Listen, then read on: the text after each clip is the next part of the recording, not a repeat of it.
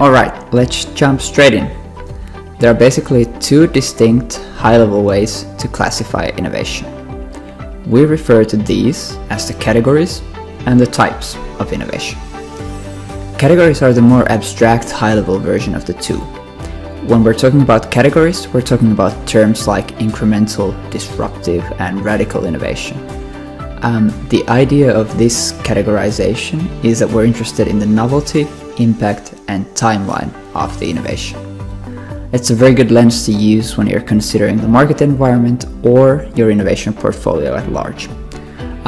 For example, this can help tell you about your investment needs and the timelines for expected returns. Types are then the more practical of the two. When we're talking about types of innovation, we're talking at the level of an individual product, service, or business. And we're interested in what kind of innovations we can actually implement to create more value.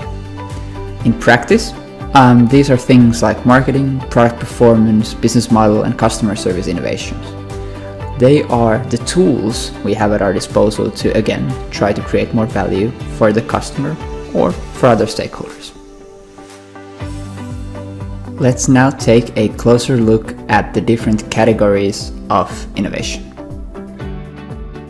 So, the traditional way to categorize innovation is based on the novelty of the technology being used, as well as the novelty and the impact of the innovation for the market that it's being introduced to. In addition, we can also look at the overall impact that the innovation has for the business and for the society at large, which is what we have on the z-axis here. And the cube is basically just a simplified visualization for all of that. Now, each of these terms is a pretty lengthy topic on their own, so I'll just provide you with the brief overview here.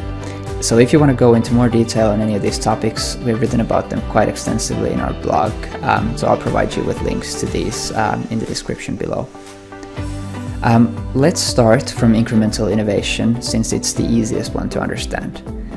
Essentially, it's just a term for all the continuous improvement work, like new features, minor product or process improvements, improved customer experience, and basically you name it. Alone, any one of these innovations has a negligible impact on the overall market, and there usually isn't that much new technology involved. Now, sustaining innovation is sometimes bumped into a category of its own, but we've put it together with incremental here since it's essentially just a term used for innovations that are aiming to uphold the existing market dynamics, but typically have a slightly bigger impact than purely incremental innovations. They can use new technology quite extensively at times, but aren't as heavy on it as, say, radical innovations. New much improved product versions are a great example of this. So no matter how much cool new technology the latest iPhone has, they've essentially all been either incremental or sustaining innovations since the first couple of generations. Next, we have radical innovation. That's characterized as innovation with brand new and, radical technology. A classic example are autonomous surgical robots. They're very heavy on technology and can make quite an impact, perhaps even transforming the job of many surgeons, but they still don't fundamentally change the dynamics of the healthcare industry. Then we have disruptive innovation. Ever since Professor Christensen coined the term in Innovator's Dilemma, it's become hugely popular, but also hugely misunderstood. As the name would suggest, disruptive innovation disrupts entire industries with innovation. Now, the key characteristic to understand here is that it begins from the low end of the market or from total non-consumption if people just can't afford something. It typically relies heavily on new technology, but that isn't always the case. It usually also includes completely new business models, but again, this might not always be the case. Essentially, disruptive innovations won't meet the demands of the high end of the market in the beginning, but they do solve the needs of some of the less demanding customers just fine at a significantly lower price point. Airbnb is a great example of this. They started by just offering a simple air mattress in someone's living room for cases when all the hotels were either booked or you simply couldn't afford any of them. Now, when the incumbent starts to lose market share in these already low margin segments due to this new competition, they typically retreat up market and choose to focus on their most lucrative customers, which momentarily allows them to boost margins and improve cash flow. The problem is that the same pattern then repeats as the technology and business of the disruptor evolve until the incumbent realizes that they've been cornered and pretty much made irrelevant. Now, in Airbnb's case, this is still very much a work in progress, but they have constantly been moving up market and taking share from big hotels by offering constantly better yet authentic experiences while still being very competitively priced. Finally, there's architectural innovation, which is probably the most versatile of the quadrants here. By definition, architectural innovation means reassembling existing components or innovations to create something brand new. Now, often these include a combination of innovations from each of the other quadrants. They can either use mostly existing technology or be really heavy on new technology. And often they can combine many different technologies to create something that will change the business model and dynamics of the market that it affects. But the thing here is that unlike disruptive innovation, it doesn't necessarily just originate from the low end of the market. An example of this that we might see become a reality in the next decade or two is CRISPR gene editing technology, which builds on a lot of other technologies in the space. I'm really not an expert on the topic, but the basic premise is that currently our healthcare system is pretty focused on just treating symptoms instead of solving the underlying problem. And CRISPR could change that by actually being able to fix many diseases for good so that patients don't need to stay on medication for the rest of their lives. Obviously, this would have huge implications for the healthcare industry in general, but obviously still needs quite a bit of work to become feasible at scale. Now, the last commonly used term here is breakthrough innovation. That simply refers to any kind of an innovation that has a really big impact.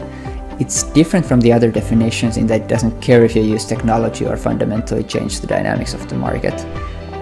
In theory, a breakthrough innovation could belong to any of the four aforementioned categories, but in practice it's almost always either architectural, radical, or disruptive innovation. I think it would be actually quite fair to say that Airbnb, autonomous surgical robots, and CRISPR would all be breakthrough innovations. As you know, was the first iPhone, but that isn't really the case with the latest models. Now, in reality, the vast majority, probably more than 90% of all innovations fall into that category of incremental innovation, and that's not necessarily a bad thing. It's something that we'll get into later on in the series, but if you have the resources and the opportunity, it obviously makes sense to have those big bets. But incremental innovation is what makes businesses competitive and is something that every organization just needs to invest heavily in and be good at. What most people don't realize is that the big, truly meaningful innovations, the breakthroughs, they always require hundreds of smaller incremental innovations to be possible. A great example of this are electric cars. All of the basics have essentially been there since the 90s, but it's really only now, a few decades and hundreds of incremental improvements later, that we're starting to see them take off. So in many ways, the lines we've drawn between the boxes here are a bit arbitrary, and in the real world, innovations often don't fall neatly into just one quadrant, but I still think this is a helpful model for trying to understand innovation at large. With the categories covered, let's move on to the types of innovation.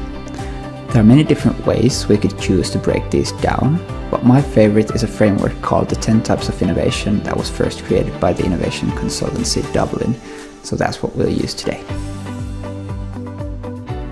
As we just discussed, the important thing to realize is that pretty much every innovative product or service isn't just a single innovation. They all consist of many smaller, often hundreds of incremental innovations.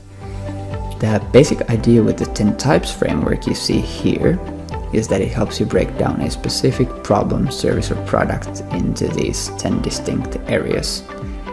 You then look at each of them in more detail to try to find new ways to make them better through innovation. The idea is that if you can combine innovations from many of these areas into a cohesive, well thought out service, you're pretty much guaranteed to have a winner in your hands. In theory, the more types, the better. For example, if we again look at Airbnb, the disruptive innovation isn't their website or their mobile app. It's the whole service consisting of everything that goes into it. Airbnb arguably includes innovations from every single one of these elements in their service.